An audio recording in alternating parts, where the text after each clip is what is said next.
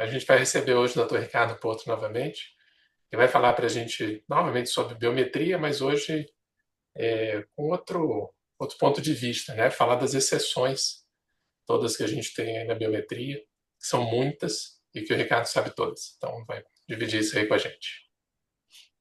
Beleza. Obrigado, André, mais uma vez pelo convite. Vamos lá entrar na parte mais chata aí da biometria, né? Na verdade, é uma parte mais chata, mas mais fácil do que aquela outra aula que a gente fez, que era da biometria em indicação de lentes premium, né? Tá me ouvindo bem? Tudo certo? Sim, tudo certo. Então, beleza. Bom, então, eu considero isso como casos desafiadores, tá? Que são casos de alta hipermetropia, alta miopia, pós-refrativo ceratopor. Isso é o que a gente mais pega aí no dia a dia, tá? Lógico que existem algumas outras coisas que são transplante de córnea, paciente que fez cirurgia de retina com óleo de silicone, mas isso, se eu começar a falar tudo isso, vai se estender demais, então eu vou falar o principal, que eu acho que é o básico que vocês têm que aprender, tá? Então, aquelas variáveis que eu já tinha dito da outra aula, tá? Sobre a variabilidade, a inacurácia e tudo mais, as condutas pré-ceratométricas, que vocês já pegaram na outra aula. E aqui a gente começa, então, a falar sobre o que realmente a gente precisa saber, tá? Então, pequeno, é que na grande maioria dos pacientes, eles ficam com miopia residual, tá? E o inverso é nos olhos longos, porque todas as fórmulas comuns, ou elas superestimam ou elas subestimam o poder da lente intraocular, tá? Então, a gente tem, felizmente, uma pouca porcentagem de pacientes que têm diâmetro axial menor que 22 ou maior que 26 milímetros, tá? Que são de 4 a 7, de 8 a 16% do total de pacientes que a gente pega no dia a dia, tá? Bom, lembrando da alta hipermetropia, vamos começar com ela primeiro, tá? Então a gente tem essa tabelinha aí de 1997, feito pelo Holliday, para a gente poder lembrar sobre o diâmetro axial de cada olho hipermétrope versus o segmento anterior. Porque a gente pode ter olho pequeno com segmento anterior curto, normal ou longo. E a mesma coisa a gente tem nos outros casos, que seria os olhos normais e os olhos que são míopes, tá? Então, aqui está uma porcentagem de pacientes que a gente vai encontrar eventualmente com microcórnea, ou com miopia axial, ou com megalocórnea, só para a gente ter uma ideia do que a gente encontra. Graças a Deus, o normal com normal é 98% dos pacientes no total, tá? Bom, olhos pequenos, lembrando então que eu já falei, eles superestimam o poder da lente intraocular. Então ocorre, na grande maioria das vezes, um erro miópico. Diâmetro axial menor que 22%, de 4 a 7%, e o que a gente pode encontrar hoje são as fórmulas de última geração que têm performances superiores às fórmulas antigas. Então não se usa mais SRK, SRKT, Hofer Q, tá? Essas fórmulas a gente esquece que elas existem, tá? É só para a gente ter na história hoje, tá? Dizer que foi uma coisa do passado, quando se usava antigamente. Hoje é de Barrett para frente, tá? A linha de raciocínio mudou bastante, tá? Bom, procurando na literatura uma comparação aí das fórmulas mais modernas, né? Eu Então tô a gente escutando tem. por aí, vendo slide aqui. Tudo bem aí? Acho que tem gente com o Beleza. áudio aberto. Vamos fechar o áudio aí, galera. Ah, já fecharam. Pode seguir. Ah, beleza. Então, esse é um trabalho bastante importante, foi publicado em 2017, comparando 7 fórmulas em óleos hipermétros menor que 22 milímetros, tá? Então, é Barrett Universal 2, Higgs, RBF, Holiday 1, Holiday 2, que é mais um pouquinho mais moderna, e o Olsen e Hofer Key, Holiday 1, as um pouquinho mais antigas, tá?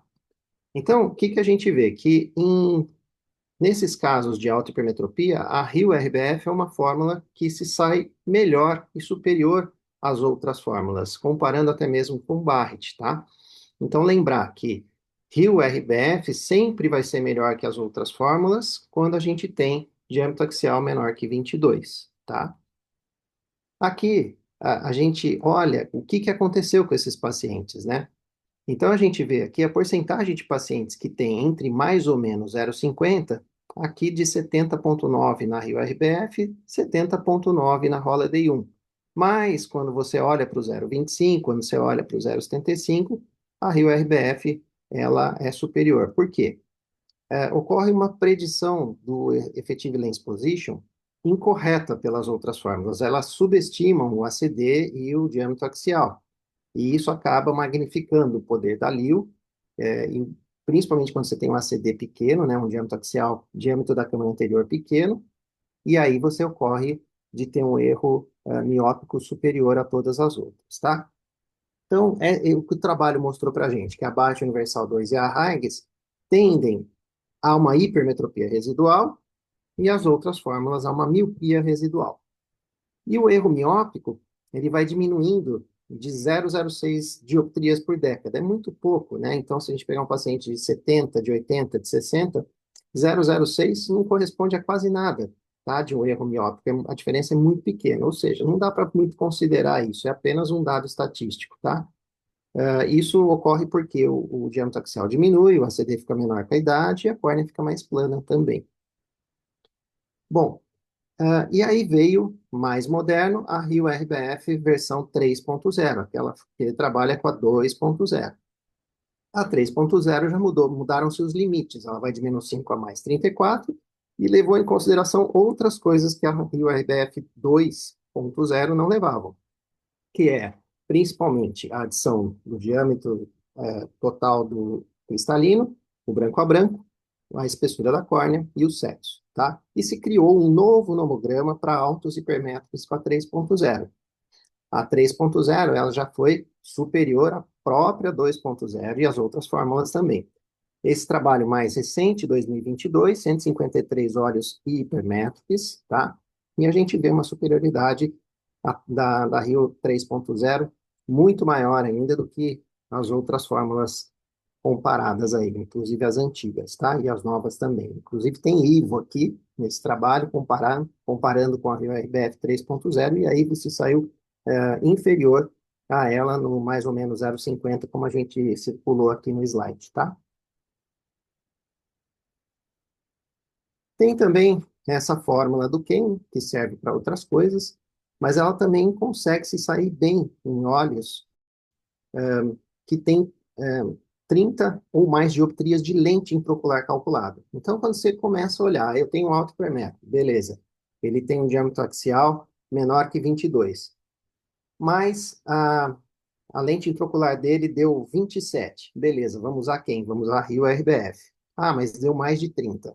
Opa, mais de 30 eu tenho um acerto melhor com a Kane. A gente, tá? Então, isso é o que eu faço para os casos que a gente pega nessa situação, tá?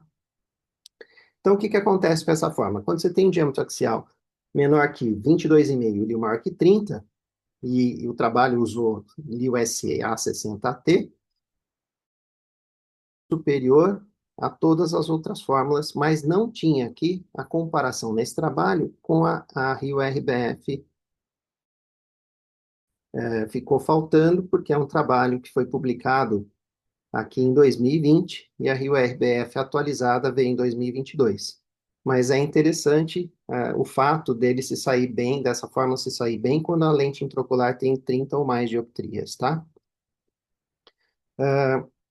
Aqui também, nesse outro trabalho interessante, que o Kane chamou a atenção, isso foi também em 2020, que em pacientes que têm idades acima de 75 anos, você, pelo tamanho, né, que eu já disse antes, a redução do ACD, o aplanamento da córnea, a mudança da estrutura angular, isso faz com que a gente mude o ELP, a Kane também se mostrou muito bem eficiente em pacientes que são mais idosos, por causa dessa redução do tamanho do diâmetro axial e com isso alterando o cálculo do Effective Lens Position, tá?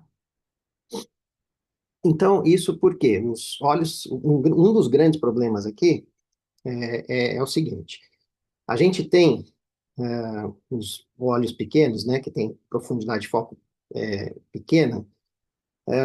Toda vez que você tem um erro de meia dioptria, uma dioptria, a imagem que o paciente enxerga é muito mais borrada do que um paciente que tem um diâmetro axial normal, tá? Se você erra meia dioptria, uma dioptria, um paciente 22 e 25 de diâmetro axial, ele enxerga melhor do que o paciente alto hipermétrope que você errou uma dioptria, tá? E a visão dele é muito pior. Mas também existe um fator aí associado que existe essa tolerância aí, que eu não sei como está hoje isso aqui, tá? Mas isso aqui foi publicado em 2021, que a tolerância da fabricação da dioptria das lentes de alta dioptria, né? É muito grande, principalmente quando você tem lentes acima de 25 e acima de 30 dioptrias. Então, quando você tem 30 dioptrias, ela pode estar errada, a lente entre mais ou menos uma dioptria. E isso é um problema, porque a gente faz tudo direitinho, aí você pega uma lente de má qualidade, é, e você fica com um erro residual gigantesco, porque além do já erro residual que pode acontecer com as fórmulas, você tem ainda a lente intraocular que vem de fabricação com essa tolerância insuportável aí de uma dioptria, tá? Eu não sei se isso melhorou agora com o tempo, ou com as lentes asféricas e melhores, com mais qualidade, né? Talvez Alcon, Johnson, talvez tenha uma tolerância menor, mas a gente sabe que não é só isso que se implanta aí em todos os lugares, né? Bom, intraoperatória aqui com o Ora não mostrou nenhuma melhora em relação às outras fórmulas, tá? Então não adianta ficar usando equipamento caro para isso. O certo mesmo é uma boa fórmula, uma boa medida, tá? E na alta miopia, vamos entrar nela agora, também acontece o inverso, né? Você pega um olho longo e você tem um erro hipermetrópico por subestimar o poder da lente intraocular, tá? Então é tudo o inverso da alta hipermetropia. O que que a gente tem na literatura? Trabalho publicado aqui com o Barrett e do Abulaf, tá? Que foram um dos autores, em 2015, um dos primeiros trabalhos falando de olhos acima de 26 milímetros, tá? A gente vê que ele comparou SRKT, Barrett e Olsen, tá? São as que saíram melhor, em quando você tem uma dioptria maior ou igual a 6. Quando você tem uma dioptria menor ou igual a 6, que são, a gente lembra que existem lentes intraoculares de menos 5, hoje acho que tem até menos 7, até mais 5, que é o que a gente considera da Expand, né? Que a gente existia antes e hoje tem outras marcas também de outras lentes. Mas a Expand da Alcon era uma lente que a gente usava bastante e usa ainda para quando você tem dioptria de menos 5 a mais 5, tá? Quando você tem dioptria menor que 6, aí você tem uma superioridade aqui da Barrett, tá? Mas a diferença é tão pequena que dá para você considerar a Barrett como sendo a fórmula de escolha para altos míopes, tá?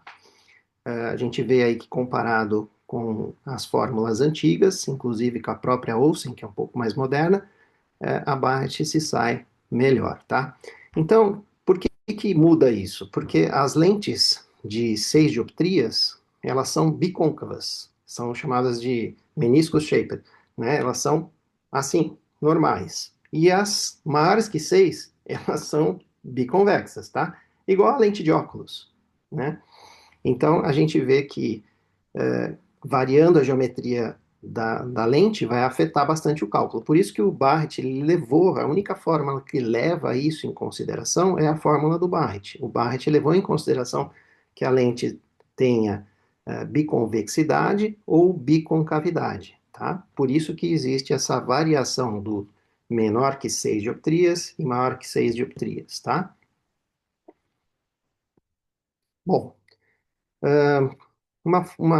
um outro trabalho um pouco mais antigo também, de 2019, que compara Barrett, Higgs e Olsen, e a Olsen na época era a fórmula que se usava para autos míopes, tá? Mas aí a gente tem aqui esse trabalho mais interessante, porque a gente tem aqui a divisão de 26 a 28, de 28 a 30, que é chamada de extrema miopia 1, e diâmetro axial acima de 30, que é a extrema miopia 2, tá? Então, a gente vê aqui no trabalho a quantidade de olhos de cada grupo, e a gente vê também como resultado a superioridade da Barrett Universal 2. Então, mais uma vez, confirmando que a Barrett Universal 2 é uma boa fórmula para ser considerada em olhos automíopes, não importando se ele tenha 26, 28 ou 30, tá? Lógico que quanto maior o diâmetro axial, acima de 30, menor vai ser a assertividade, justamente por causa do estafiloma posterior, tá? Esses pacientes que têm diâmetros axiais extremamente longos, a mácula é totalmente inclinada no fundo do olho e a gente nunca pega uma mácula certinha. Você vai fazer um ACT, o ACT está inclinado, assim, nunca está certo, né? Então, é lógico que a sua assertividade vai diminuir muito. Outra coisa, a mesma coisa, a biometria intraoperatória, o HORA, ele não mostra resultados melhores, tá? Quando a gente pega pacientes que têm lentes acima de 40 dioptrias e acima de menos 5 dioptrias, a gente entra naquele assunto do piggyback, né? De pôr duas lentes, de pôr lente no sulco, uma no saco, uma no sulco, qual que vai no saco, qual que vai no sulco. Sempre, quando você tem para hipermetropia, a lente de maior dioptria vai dentro do saco, a de menor dioptria vai no sulco. Então você tem lá 60, você põe 40 num saco, 20 no sulco, mais ou menos isso. Só, logicamente, que não vai ser exatamente esse número. E antes a gente fazia assim de cabeça, vamos dizer. Hoje existe a fórmula, que é a Barrett RX, que ajuda a gente já a fazer o cálculo do piggyback, tá? Além de fazer explante, essa fórmula também serve para calcular lentes que vão ser explantadas e reimplantar uma outra lente. A gente tem aqui um ícone que a gente faz o piggyback, tá? Mas mesmo assim a gente ainda tem grande variabilidade nos resultados, né? E os estudos são muito limitados, porque tem muito pouca gente com esses olhos pequenos, tá? Se a gente for fazer uma procura aí de geral de trabalhos científicos, a gente vai achar uma variabilidade grande de resultados entre eles, e todos são, assim, não existe um trabalho, eu fiz 50 olhos com Barrett RX e acertei tanto. Não tem. A gente nunca sabe ainda o que está acontecendo, tá? Recentemente, algumas fórmulas passaram a utilizar a soma dos segmentos, que o único biômetro que faz essa medida de soma dos segmentos é o Argus, tá? Mas essas fórmulas elas já começam a levar em consideração. Então, fórmulas interessantes, a IVO 2.0, a Cooper, a PODDS e a barra de Truaelli, que já vem dentro do próprio Argus, tá? Essa primeira aqui que está na frente é a PODDS, ela também serve para olhos pós-refrativa, serve para você fazer um olho e calcular o segundo, caso o primeiro deu alguma variabilidade no resultado. Você consegue conferir aí no Second Eyes se você vai colocar aquela mesma lente intraocular baseado no resultado do primeiro olho a ser operado. Então a gente tem algumas coisas, e é legal que tem o cálculo para ICL aqui também, tá? Que a gente usa aí na refrativa, quando a gente não pode fazer LASIK ou PRK em olhos automíopes. Então, a acurácia dessas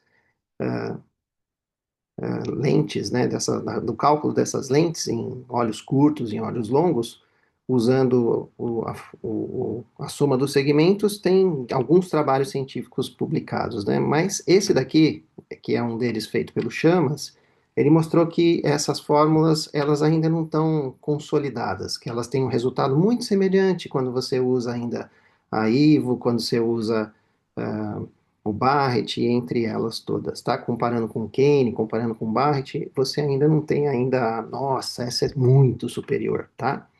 A Barrett Truaeri tem trabalhos específicos, essa fórmula logo, logo ela deve entrar no site do Barrett, no site da Pacres, né, para ter disponibilidade. para todo mundo poder usar, mas ainda estão faltando ainda resultados, vamos dizer assim, excelentes para ele liberar para todo mundo, tá? O que a gente tem visto é que em altos hipermétropes, né, naqueles olhos que têm diâmetro axial menor que 22, a Barrett True L ela se sai melhor do que as outras fórmulas, inclusive a própria Barrett Universal 2, tá? E a Ivo. Já na miopia não é tão boa assim. Então, eu considero hoje que eu tenho equipamento, toda vez que eu tenho olhos menores que 22 milímetros, eu uso a Barrett True AL para validar a lente intraocular, tá? Já mudei o resultado? Não, tá? Nunca troquei. Ah, tenho Barrett Universal 2 ou Barrett Toric Calculator, aí eu faço a True AL, deu 21,5 e a outra deu 21. Ah, nossa, a variação é de 0,17 de resultado lá. Ainda não cheguei a pegar um olho que eu falei que, olha, eu troquei, pus a lente que a Barrett True AL me indicou e ficou melhor. Não tem essa experiência, tá? Então, eu acho que, na verdade, falta casuística mesmo. Talvez com uma casuística maior possa ser superior, tá? Para miopia, a conclusão é que a Barrett True AL é melhor para diâmetros axiais menor que 22, assim como o Ivo é melhor que a Barrett Universal 2, e para míopes, a Barrett Universal 2, que tem uma tendência à miopia residual, e a Barrett True AL, a Ivo, a hipermetropia residual, tá? Então eu acho que um olho que é míope é melhor ficar um pouco míope do que ficar hipermétrope. Então, por isso eu gosto de usar a Barrett Universal 2 para os altos míopes, tá bom? Mais um trabalho que foi lançado, foi publicado, e a gente vê a mesma coisa, tá? Diâmetro axial menor que 22, se sai bem e no resto não. Então, a conclusão aqui desses olhos é alta hipermetropia, considerar a Barrett True AL, mas a gente não tem, não é todo mundo tem acesso. Então, o que que se usa hoje em dia? Kane e Rio RBF 3.0, tá? Ambas estão online de graça. Alta miopia, Barrett Universal 2, se quiser comparar, usa a Evo 2.0 que está no site da Escris, tá? Ou diretamente na Ivo mesmo, existe um site da Ivo, mas na Escris já aparece a comparação das duas, é mais fácil, tá? Eu mostrei para vocês a página da Escris na outra aula. E pós-refrativa, aqui o desafio é o seguinte, você tem em RK um aplanamento da córnea anterior, da face anterior da córnea, e você tem um aplanamento também da face posterior da córnea, que é essa imagem aqui B, tá?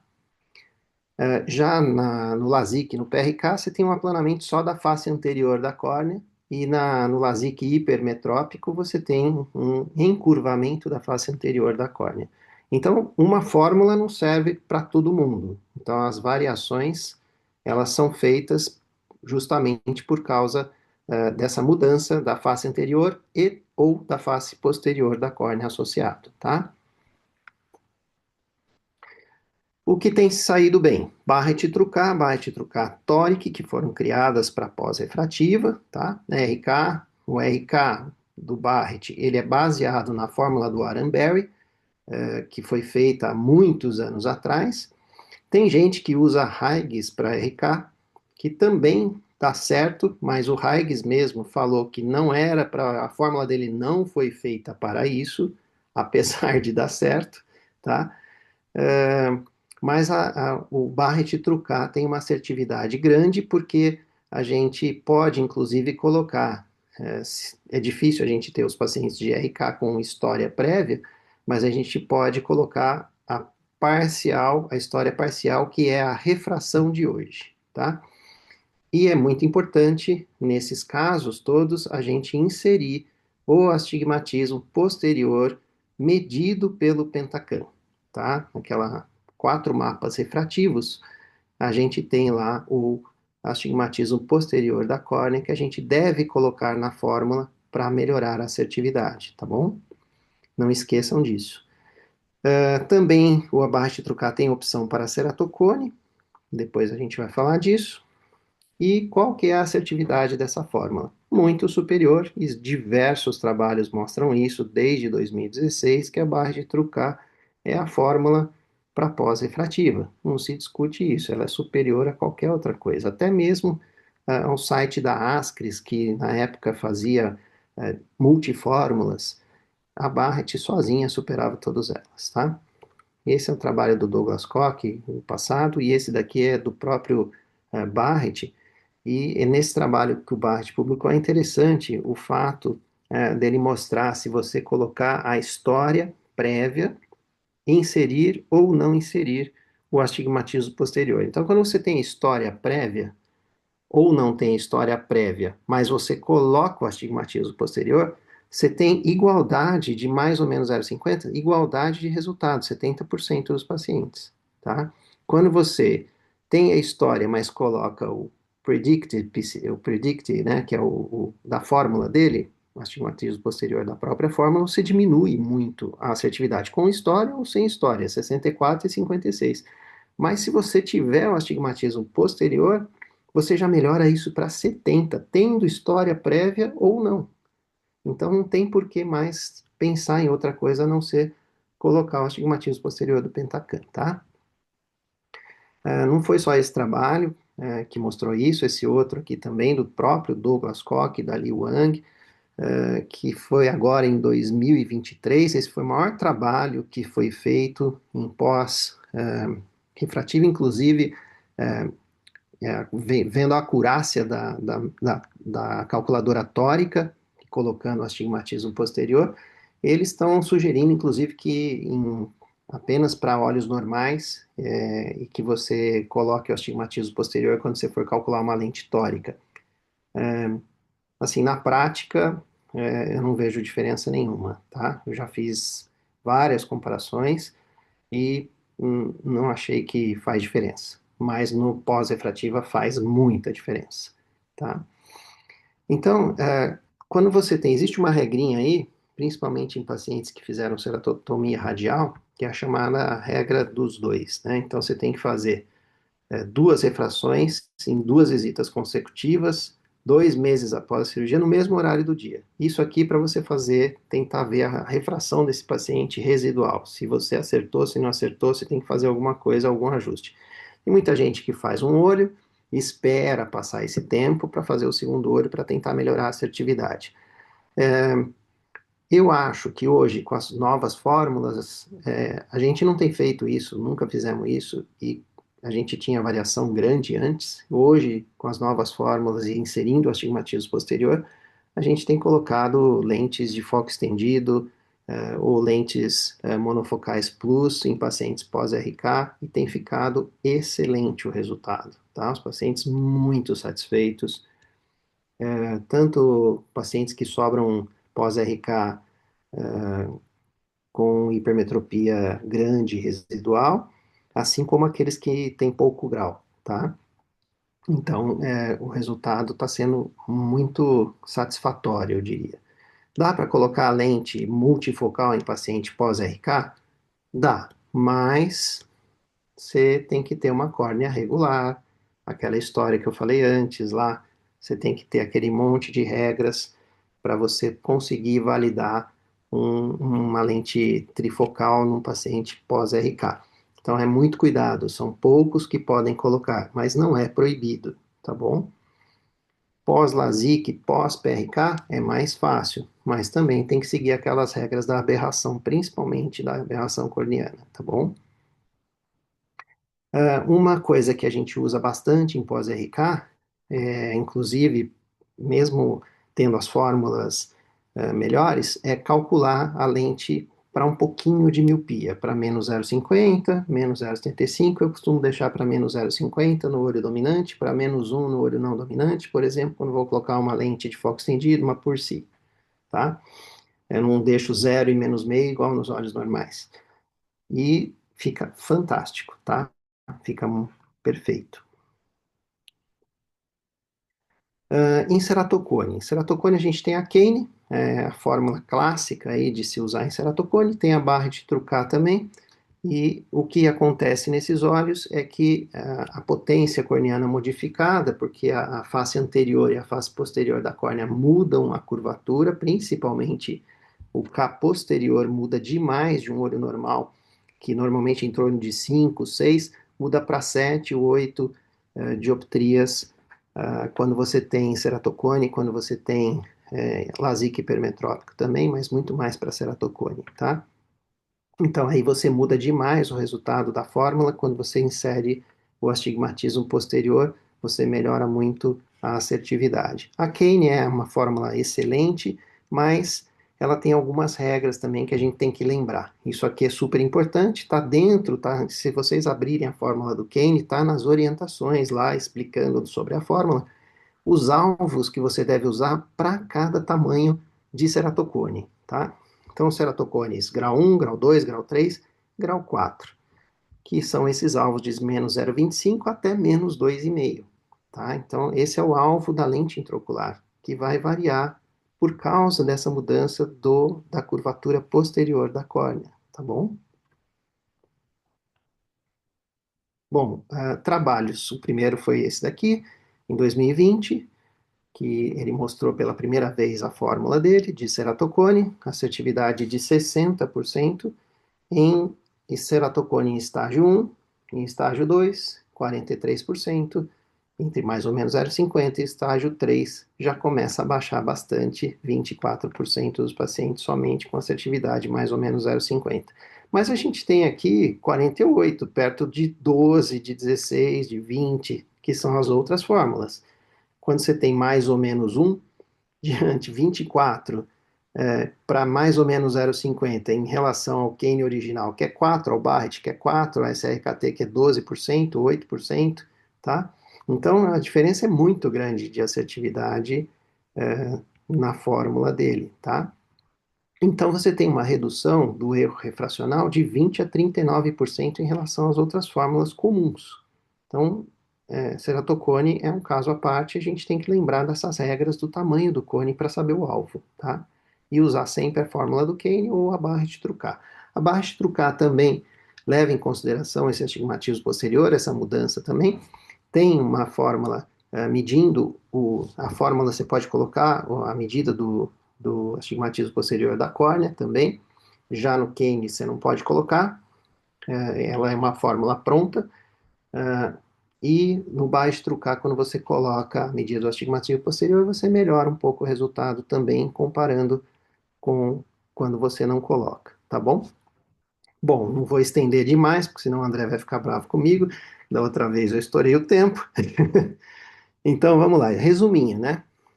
Alta hipermetropia, já falamos, True AL, Kane Rio RBF, alta miopia Universal 2 Kane Ivo, pós-refrativa Barrett Trucar com a medida do astigmatismo posterior da córnea, pode ser usada pelo DDS também, mas a Barrett Trucar ela atende 100% dos pacientes. Se você estiver usando um equipamento que é o IOMaster 700, você deve usar a Barrett Trucar TK para pós-refrativa. A Barrett Trucar TK corresponde justamente a você inserir a medida do astigmatismo posterior da córnea, ela vira a barra de Trucat TK que já vem pronta no IOMaster 700, tá? No IOMaster 700 você só clica lá, quero a barra de Trucat TK, que é para pós-refrativa. No Argos você insere o astigmatismo posterior, na calculadora online se insere o astigmatismo posterior e vira a mesma fórmula que tem direto no IOMaster 700, ou seja, a mesma coisa, tá? No ceratocone, Kane Barrett com a medida do astigmatismo posterior.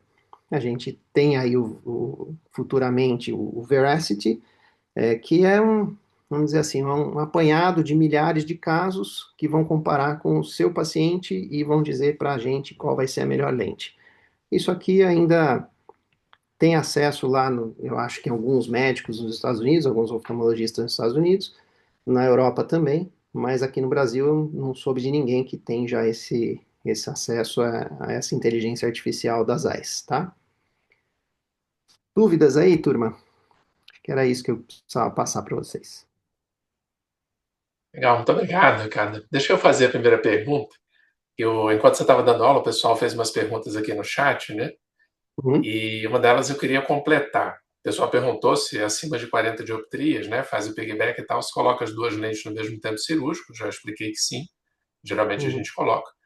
Mas eu falei que a grande questão no olho hipermétrope é aquilo de você saber se o olho é inteiro pequeno ou se é só o segmento posterior que é pequeno e se o anterior é normal, para poder caber duas lentes e poder fazer o exato. piggyback. Você tem um Aí eu diâmetro queria axial. saber se você lembra de cabeça até quanto de ACD que eu tenho que ter, ou a partir de quanto que eu tenho que ter para caber em duas lentes. Sim, é 3,5. 3,5. Tá? 3,5. É É, igual o que a gente faz para artesã. para artesã, ICL e companhia. Isso, Tá? É, que você mesma coisa. veja, então, gente, que 3,5 num olho alto hipermétrope não é qualquer olho que pode receber piggyback.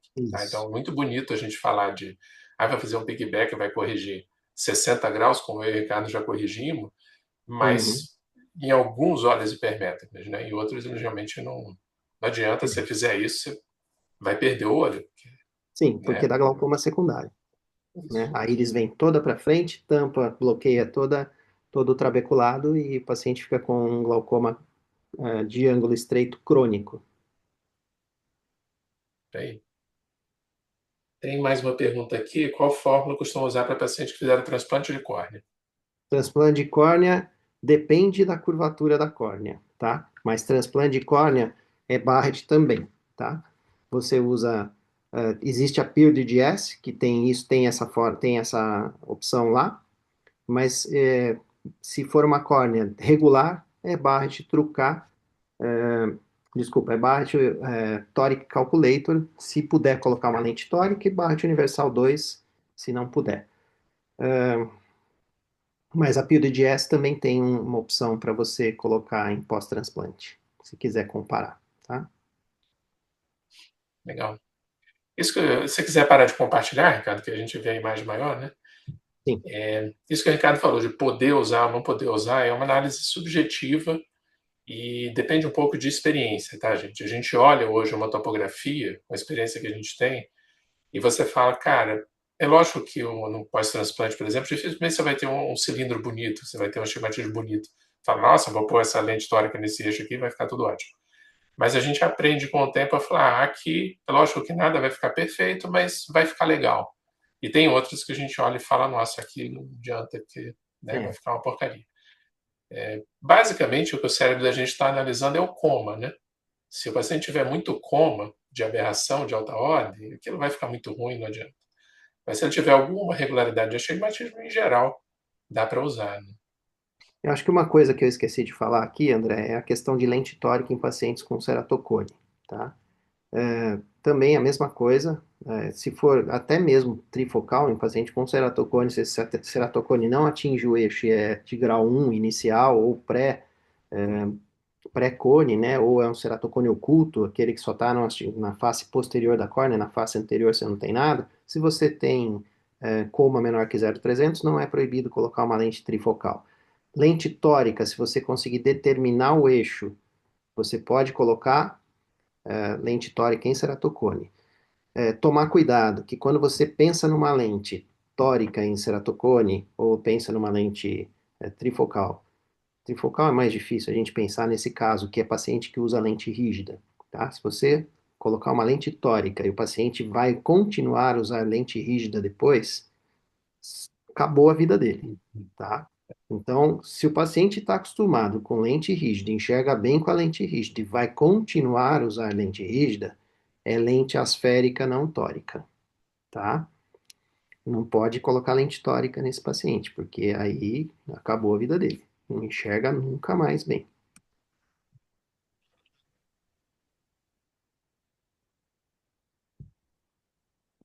E mais, gente?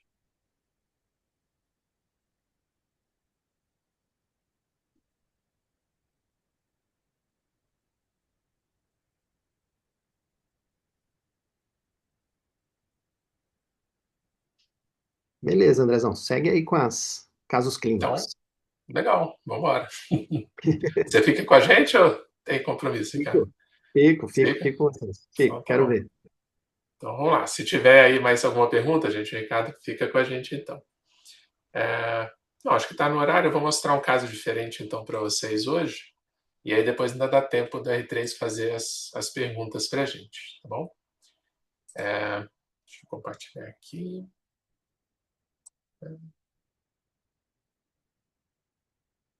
Estão vendo aí? Tá dando pra Estão ver vendo a sim. cirurgia? Tá, então vamos embora. Aqui eu trouxe um caso diferente, uma coisa que a gente geralmente não... Eu não mostrei ainda nenhum caso, né, nem vocês, que é um caso de Facogate, tá? Então, vamos ver aqui a cirurgia da catarata primeiro, né, só para vocês verem os passos. Aqui vocês vejam que é um caso de uma lente tórica. Então, nesse caso eu não estava usando o Varian, né, porque o paciente não tinha feito o exame prévio do Varian, que precisa. Então, vocês veem aqui a marquinha da lente tórica, tá? A marquinha de canetinha mesmo, que eu tenho marcador de tórica, vou dizer normal, porque ele é eletrônico e tal, mas que não é o velho, né? Que é uma coisa manual, tá? Então, lógico que essa parte está acelerada, né? É só uma faco normal, para vocês verem. Então, fiz aí a retirada da catarata e tal, a aspiração das massas. A gente já viu isso em outras aulas, né? As técnicas aí que a gente usa. O implante da lente tórica. Então, para quem nunca viu aqui, a gente aproveita, né? Ó, a marquinha da... Está meio rápido demais, deixa eu parar. A marquinha aqui na córnea, tá? De canetinha. E aqui vai ser difícil de ver, mas vejam aqui, ó. Depois, na hora que o vídeo correr, vocês vão ver melhor. Aqui tem uns pontinhos, né? Então, na base da lente aqui, e do outro lado, bem na base da alça, né? Da lente, a gente tem os pontinhos, 3 ou 4, dependendo da marca, que é como que a gente faz para se guiar, né? Para colocar a lente na posição, tá? Então, aqui vejam que eu já estou selando as incisões, então vejam que estou basicamente terminando mesmo a cirurgia da catarata, inclusive selando as incisões, tá? Vejam ali os pontinhos que eu falei, ó, bem na base da alça, e é isso que a gente tem que alinhar com essa marca aqui da lente tórica, tá? E aí a gente vai passar então para a parte do GAT. Por que eu estou mostrando isso? Eu acho que o GAT e outras técnicas aí também minimamente invasivas, né, são técnicas que todo mundo pode aprender e fazer nos seus pacientes, tá? Não só o glaucomatólogo. Aqui eu estou colocando primeiro então a lidocaína intracameral, porque eu opero normalmente só com sedação e sem e colírio, né, mas sem lidocaína. Então a primeira coisa que eu coloco é a lidocaína, que no caso o GAT precisa, e depois o carbacol, que infelizmente o carbacol que a gente tem hoje em dia no Brasil, de todas as marcas, é ruim.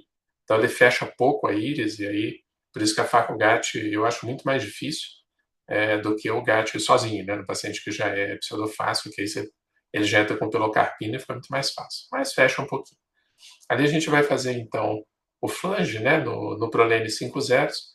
E vejam que ele é um flange pequenininho, tá? Quem já viu cirurgia de Yamane sabe que o flange do Yamane é muito maior do que aquilo ali. Então, nesse caso, a gente quer um flangezinho só realmente para que o fio não fique cortante, né?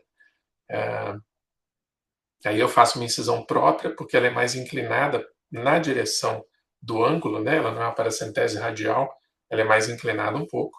Aqui eu vou colocar então o viscoelástico coesivo e vou falar o que o Bruno, o Teno, que foi com quem eu aprendi essa técnica, chama de close the gate, né? Brincando com o nome do GAT, que é colocar um pouquinho de dispersivo ali, então na incisão, tá?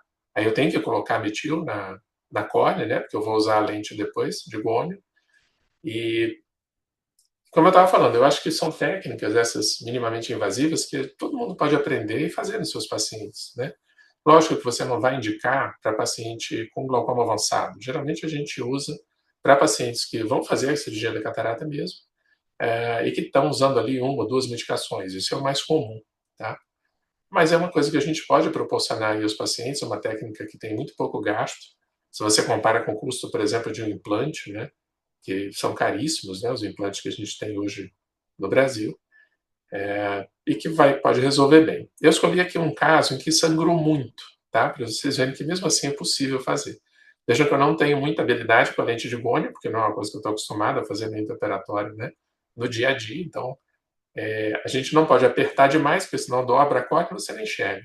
E aí, por conta disso, eu acabo muitas vezes soltando um pouco a mão, né? E tem que reposicionar a lente e tal. Isso aí, para quem tem mais experiência, é mais fácil. Aí, lógico, tem que entrar uma bolha no meio do caminho. E basicamente o que eu fiz ali foi abaixar a malha trabecular. A gente não corta mais ela, né, como a gente fazia antigamente. A gente só usa a agulha para abaixar. Ele está um pouco fora de foco, mas eu estou vendo mais ou menos, né, bem onde está o sangue ali, onde eu tenho que entrar, né, com o fio. E agora, essa parte é importante, deixa eu parar. É aqui que a gente sabe, porque o resto é só passar fio, né? Mas deixa eu voltar um pontinho aqui. Aqui, ó. Vejam que eu coloquei o fio, eu estou vendo o fio por transparência, mas a cor que ele está aqui é totalmente diferente dessa. Tá? Então eu sei que ele está dentro do trabeculado por causa disso. Ele mudou dessa corzinha normal do azul do fio para essa cor aqui. Mas ele não subiu. Eu estou vendo o fio andando ali por dentro do trabeculado. Tá? E aí o resto realmente é só ir passando o fio, né? Eu só não vou adiantar já porque eu quero que vocês vejam como vai ficando diferente, né? À medida que a gente vai passando o fio, ele vai aumentando a resistência. E aí, ó, eu tenho que fazer mais força para conseguir passar. E olha como ele começa a dobrar na minha mão. Estou com uma micropinça, né? Ele começa a dobrar na micropinça. Significa que eu estou no lugar certo. Eu estou passando realmente ele ali dentro, né? Do canal de Chelem, porque vai aumentando a resistência à medida que ele vai dando a volta lá nos 360 graus. Tá? Como eu falei, esse foi um caso que sangrou muito, então mais para frente eu tive que parar, agora deu para adiantar um pouco. Cadê? No caso sangrou bastante, então eu tive que parar, lavar, tirar um pouco ali os coágulos, né, aquele sangue todo que estava misturado, coloca viscoelástico de novo e tal, a hora que você volta já sangrou mais um pouco, porque tem caso que é assim mesmo. E aí no final, mas eu estou vendo ali, né, só coloco um pouco de viscoelástico e estou vendo que o fio chegou. Tá? Então eu vou por cima do outro fio, aquela história dos americanos, pergunte-me como eu sei isso, né? Fiz errado várias vezes, eu ia por baixo do fio e aí dá errado. Então eu só seguro o fio que passou por cima do outro, e aí puxo o outro com a outra mão, lavo e coloco uma bolha de ar, né, para também controlar o sangramento. Tá? Essa técnica, então, do Facogate, eu acho que é uma técnica que traz aí para a gente uma possibilidade muito legal, assim, né, para os pacientes, para você oferecer algo mais aí na catarata. E se os glaucomatólogos operam catarata, por que a gente não pode fazer, né? Um GACTzinho, um Kahoot, alguma coisa assim, para oferecer alguma coisa de melhor para os nossos pacientes. Então, dá tempo de alguma pergunta rápida e a gente já passa para as perguntas da R3.